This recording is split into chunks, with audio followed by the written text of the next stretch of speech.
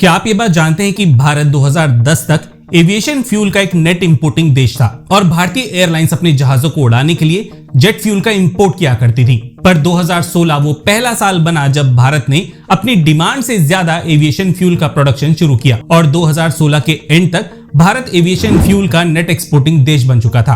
आज भारत को हर साल करीबन 8.3 मिलियन टन एविएशन फ्यूल की जरूरत पड़ती है, लेकिन हम इस जरूरत से ज्यादा यानी कि 10 से 12 मिलियन टन एविएशन फ्यूल का प्रोडक्शन करके नेट एक्सपोर्टिंग देश बन चुके हैं। यहाँ तक कि भारत आज एशिया के कई देशों के अलावा यूरोप के कई देशों को एविएशन फ्यूल की सप्लाई करता है। हम अपना फ्यूल खुद तो बना सकते हैं, लेकिन इस फ्यूल को बनाने के लिए जिस क्रूड ऑयल की जरूरत पड़ती है हमें वो एक काफी बड़ी मात्रा में रशिया, इराक और कई अरब देशों से इंपोर्ट करना पड़ता है। और केवल एविएशन फ्यूल पे भारत की एयरलाइंस 6 से 8 बिलियन डॉलर सालाना खर्च कर देती हैं। सेम यही कंडीशन काफी सारे देशों के साथ भी है जो अपना एविएशन फ्यूल खुद बना सकते हैं। और इस खर्चे को कम करने के लिए आज ऑलरेडी बहुत से देश सस्टेनेबल एविएशन फ्यूल यानी कि एसएफ का इस्तेमाल कर रहे हैं, जिससे एविएशन फ्यूल में होने वाले खर्चे को कम किया जा सके। जिस तरह आजकल पेट्रोल में 20% इथेनॉल मिलाई जा रही है, उसी तरह कई देश एविएशन फ्यूल में 10% एसएफ का इस्तेमाल कमर्शियल लेवल पे शुरू कर चुके हैं। और इन देशों में यूनाइटेड स्टेट्स, यूरोप, जापान और सिंगापुर जैसे देश शामिल है। भारत में भी एसएफ यानी कि सस्टेनेबल एविएशन फ्यूल का इस्तेमाल एक छोटे लेवल पे शुरू हो चुका है, लेकिन अभी तक एसएफ का प्रोडक्शन काफी लिमिटेड है।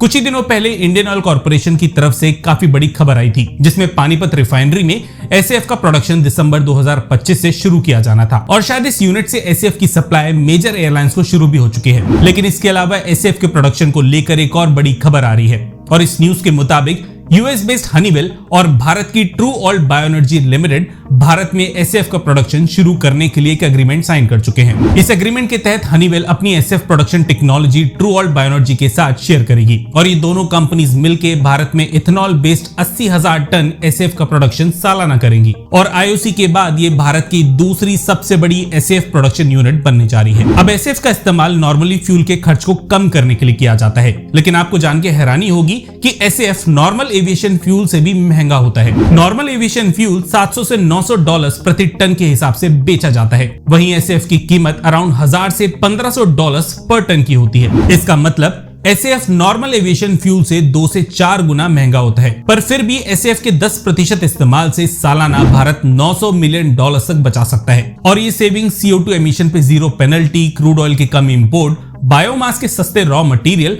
और एसएफ पे मिलने वाली सब्सिडीज की वजह से की जा सकती है और कई एयरलाइंस एसएफ के इस्तेमाल से ऐसा कर भी रही हैं। अच्छी बात यह है कि एसएफ को बनाने के लिए कुकिंग ऑयल, एनिमल फैट और एग्रीकल्चरल वेस्ट का इस्तेमाल किया जाता है और ये सभी रॉ मटेरियल भारत में आसानी से बड़ी मात्रा में अवेलेबल है। अब यहाँ मैंने केवल 10% ब्लेंडिंग की बात की है, लेकिन यूएस के कई एयरक्राफ्ट ऑपरेटर्स 50% तक एसएफ की ब्लेंडिंग शुरू कर चुके हैं। भारत में एविएशन फ्यूल की ब्लेंडिंग एक नया कॉन्सेप्ट है, इसलिए शुरुआत 10% के साथ हुई है। जैसे जैसे इसका एडॉप्शन भारतीय एविएशन मार्केट में बढ़ेगा और जैसे जैसे एसएफ की प्रोडक्शन कॉस्ट कम होगी, ये ब्लेंडिंग भी बढ़ना शुरू हो जाएगी। हनीवेल और ट्रू ऑल्ट बायोएनर्जी के बीच इस एग्रीमेंट की कम ही डिटेल्स ऑनलाइन अवेलेबल है, इसलिए अभी नहीं कहा जा सकता कि कब से इस प्रोडक्शन की शुरुआत भारत के किस हिस्से में होगी। पर अच्छी बात यह है कि भारत में एसएफ का इस्तेमाल बढ़ते ही भारत के पड़ोसी देशों में भी एसएफ का इस्तेमाल बढ़ेगा और जाहिर तौर पे इससे भारत में बने एसएफ का एक्सपोर्ट भी ज्यादा होगा। हमें अगर यहाँ तक सुन चुके हैं और कंटेंट पसंद आया है तो वीडियो को लाइक करने के बाद चैनल को सब्सक्राइब किए बिना बिल्कुल भी मत जाइएगा।